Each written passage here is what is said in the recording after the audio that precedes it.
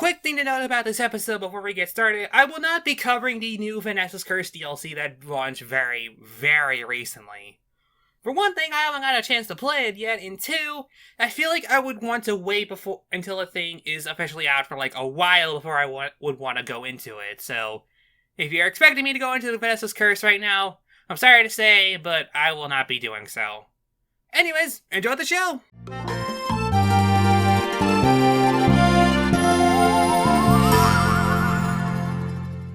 Hello Internet, and welcome to the Swirlycast, the only audio show that can be enjoyed by humans and yokai alike, and is the subject of having to be crafted by you collecting lots of yarn.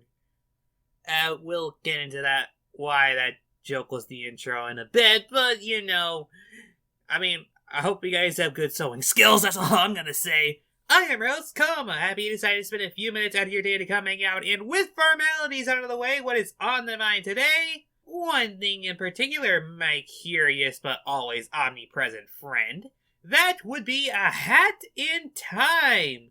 The first of hopefully a couple of games made by Gears for Breakfast, an indie studio that was founded in 2012.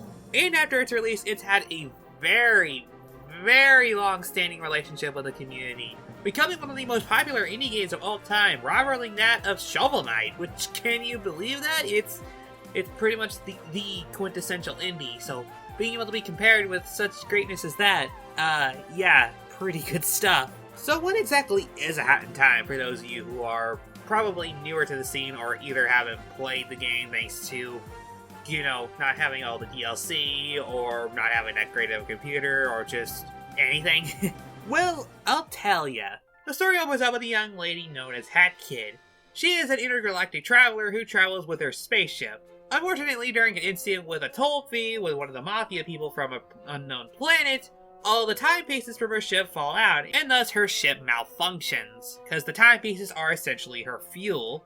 And now it's up to her to scour the planet in order to get all the timepieces back. Collectathon stories aren't meant to just be super high-tech, like, we aren't talking something along the lines of a Persona story right here. But I think for the context of a cute, bright, and colorful platformer, I think it gets the job done very nicely. It reminds me a lot of Banjo-Kazooie or Super Mario 64, in the best aspects. Of course, we don't have the Gruntilla for Banjo-Kazooie, so, yeah, there's that. But what makes the story of A Hat in Time so good is that not only is the writing incredibly tongue-in-cheek, like, it's really funny, but it's also fully voice-acted. They brought in like some insane talent to do all the voices in this game, and it is just so lively, listening to all the cutscenes and then just giggling along about how many of the jokes that they make. It's very clear that these writers knew what they were doing, and they were having a lot of fun, which is something I can totally respect in just about any game. Speaking of the game, let's go ahead and talk about that gameplay now, because it's actually very unique for a 3D platformer. As unique 3D platformers get. The gameplay in particular is very standard. You run, you jump, you climb up walls, you do wall jumps, you can do a mid-air dash, and you can do a homing attack a la Sonic the Hedgehog. It's pretty standard for a 3D platformer, but where this game gets interesting is the different hats themselves. Each of the different hats needs to be crafted from a whole bunch of different yarn. So, we're finally coming full circle on that yarn joke that I was talking about before. And each of the different hats has a unique special ability. Some notable examples would be the Sprinting Hat, which, as long as you hold down a right trigger button, it lets you run super duper fast. And the Wizard's Hat, which lets you shoot exploding potions that can clear out hazards. You'll unlock these hats throughout the game in collecting different pieces of yarn. I was missing a hat for the longest time, but it wasn't necessary to complete the game, so, there's that, but it kind of was, it was tugging at my completionist bone a little bit. It hurt. It honestly hurt. But that's, neither here nor there. The object of the game overall is quite simple. Gather all your timepieces and return them to your spaceship. That's it. There is no, like, end goal. It's just, like, once you have all the timepieces, like, you finish the game! Huzzah! You know, it's just that. The real fun of the game isn't the destination, but the journey. The journey throughout this game is truly something unlike any other that I've played before. Not only would I say that because of the writing in particular, but also because of the game's 3 different composers. Pascal Michael Stiefel, who composed most of the soundtrack and does an amazing job. Assistance by Grant Kirkhope is always great, so again, there's that Banjo-Kazooie comparison. And Nell Worst composed one of the tracks in the Yakuza Metro chapter, which was DLC, which we'll get to in a bit. All the 3 of them do an amazing job with all their music, and it's super good. I love listening to it out of context whenever I'm just like working on stuff, or I just want to like have some music, or just something bright, bouncy, cheerful, or something legitimately relaxing. It's just, they cover all kinds of bases. And speaking of all kinds of bases, there's a lot of variety when it comes to the set pieces of the stages. You have your standard towns, you have Wild Western style places, the moon, a haunted forest, like a bunch of different mountains, a cruise ship, and even an underground metro line that is dominated entirely by cats, who wear cute little face masks. Yeah,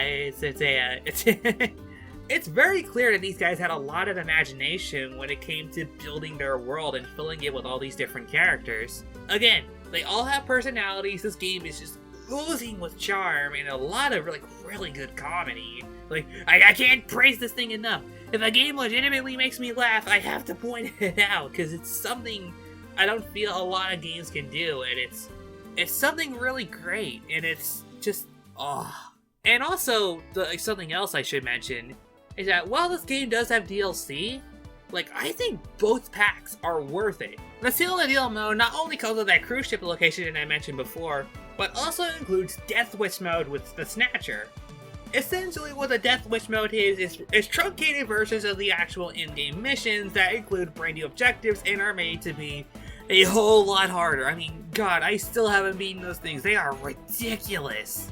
And the Yakuza Metro is kind of like an open world location all in one, with many different timepieces and many different objectives in place within all at once. And you also have to work with the Empress and the Yakuza, which is a very punny wordplay on Yakuza, so I think it works out. It's cute, the Empress can be legitimately intimidating at times, and it also results in one of the best tracks in the game, so, I think it works out very, very nicely, and that's pretty much it without going too much in depth, because, I would really like more people to play this game for themselves, because, I hadn't time, for all the things that I could say about it, I think it's best played mostly blind, and that's why I'm being so vague about a lot of the stuff that I'm going into today, because there's a lot of stuff there, and I feel like if you're a fan of 3D platformers, this is a no-brainer, I would honestly say. But that's neither here nor there. I highly recommend checking out the game if you haven't, and I hope that you do enjoy it whenever you do get a chance to play it, no matter which console that you're playing it on, or if you're playing it on PC. I tried the new Vanessa's Curse DLC while you're at it. It might actually be pretty good. I haven't tried it myself yet, but, there's that. But I believe that's all the time we have for now, because I don't want to drag this out for as long as I think I honestly should.